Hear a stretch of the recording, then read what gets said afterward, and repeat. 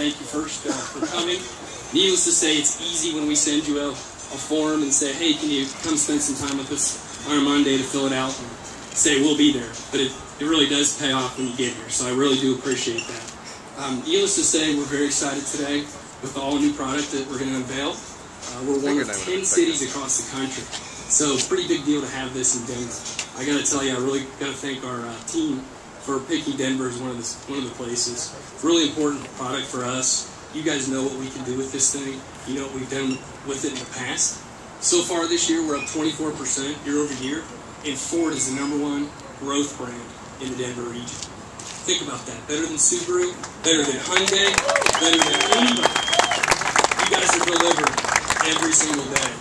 Can't tell you how much I appreciate it. This product's just going to add to it. It's going to add to the all-new Super Duty, the Mustang with all new powertrains, the new Fiesta that I know you don't have enough of, but just coming in. But again, one more strong product that's going to deliver on quality, fuel economy, safety, and technology. It's going to be a huge win for us. Now, I know you didn't come here to listen to me, so I'm going to turn it over to our Vice President of Powertrain Engineering, Barb Samarich. Barb? Thank you. Good morning. Good morning, everyone. Well, thank you for joining us here today as we turn old SUV stereotypes into new SUV possibilities. But before we start talking about this Explorer, I want to extend our thank you at Ford Motor Company to every single one of you. The fantastic results that we were able to announce on Friday, you're obviously an integral part in delivering that, and you're the key touch point with our customer for turning around our brand perception, and we honestly can't thank you enough. But now let's move on to the Explorer. Let me start with just a little bit about the utility segment, and obviously you all are very familiar with this too. It's an important segment. It represents about 25% of the North American market, so about 4 million vehicles a year. But as we all know, over the last few years, customers have been turning away from one of the specific products in that segment. They've been turning away from the full-size and the mid-size SUVs. Now, they've been doing that for a very compelling reason. They don't want to compromise, and they don't want to compromise on fuel economy. So as we did our research, we found that customers still want, and importantly, they still need what an SUV represents. They actually like the imagery that an SUV represents, and they want and need the package flexibility, the cargo carrying flexibility, the towing capability, the people carrying capability. But they were not and will not compromise on fuel. So we said, well, there's a winning combination. If we can deliver everything they want and expect in an SUV and not have to have them make that compromise, if we provide another end solution, we'll be able to give the customers what they need. We've done it with this Explorer, and we've done it through jaw-dropping fuel economy. So let me spend just a moment telling you how we've done that. Now, I'm sure everyone in here knows fuel economy delivery is a team sport.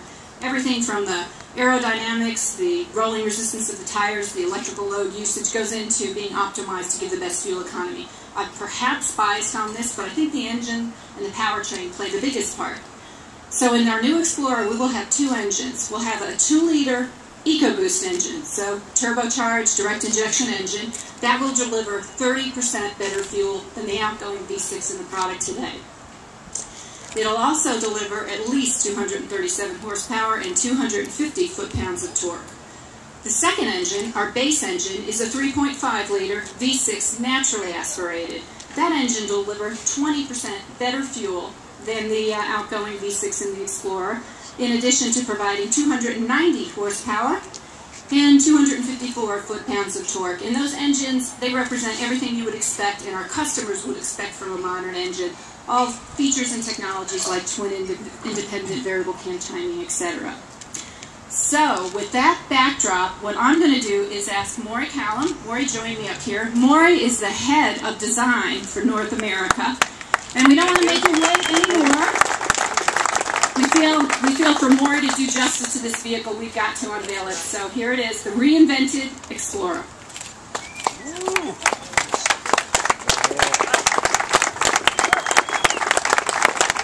Thank you, Barb. Well, this is it. It's been a couple of years getting here, and we've been a lot of hard work in the studio, but we're really pleased with the results. And it really is about doing a contemporary SUV for the 21st century. And we think that this vehicle really has achieved this. Designers always talk about the stance of a vehicle. It's really important in this car because it really is about the stance of what an SUV should look like. And what I mean by that is it's showing the agility and the muscularity of the vehicle. We've tucked the body sides in, we've pulled the wheels out, we've shortened the overhangs, and really this emphasizes and really advertises the capability of the vehicle. But at the same time, we wanted to look like specifically an SUV, we wanted it specifically to look like an Explorer. And one of the cues we've used for that is, if you look back at all old Explorers, the C-pillar, the pillar behind the rear door, has always been body colour. So we've accentuated that by actually making all the other pillars black. So it really gives you an accentuation of that signature Explorer feel. So we really think this is a real visual signature which says this is Explorer, but at the same time, all new. And then if you look at the car generally, the black lowers really raise the visual centre of gravity up against advertising capability. And Barb mentioned aero. There's a lot of aero put into this car, a lot of detailing, the plan shape of the front end, the spoiler in the front, the tailgate spoiler, even down to the mirrors and the D-pillar appliques. So really a lot of attention to detail. I really would like you to have a look at the headlamps, the tail lamps, even the badging in the rear. Really sophisticated detail in this vehicle. But that's the exterior. The interior really is an even better story, I feel. I think it's probably one of the best interiors we've done. And it really, when you open the door, you really get a feel of luxury, a real feel of elegance. And it's really down to really nice materials, soft touch areas, but also quality craftsmanship and fit and finish. And I'd really like to invite you to experience that. Even such things as the details around the upper speakers, real metal grills which enhance the quality but even enhance the audio system also.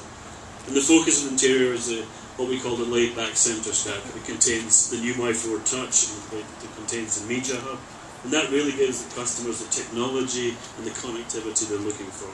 So overall, great quality, great feeling about the interior, and a really good package also in terms of its roominess. It has increased headroom, increased shoulder room, and the interior is flexible also. The flexibility of the seats is something you should experience, but also the clever storage systems in the interior. I mentioned technology earlier. One of the major issues with technology for us is the new sync system, the My4 Touch. And it's a new 8-inch screen with new graphics, better user interface, and better voice control system. And that's really one part of My4 Touch. If you look at the audio system from Sony, for example, we have the ability to download and tag and download songs. But overall, an overriding thing with Sync is climate, audio, navigation, and phone, all voice activated. What we like to say is hands on the wheel, eyes on the road. So that's really about the technology. But if you look further back on these, if you look below the My4 Touch system, we have the media bin, which really allows the customer to connect with all the video and iPods that they have.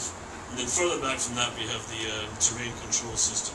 And that really makes four-wheel drive much easier for the customer. There's a terrain control system with 4 settings. It's a rotary knob.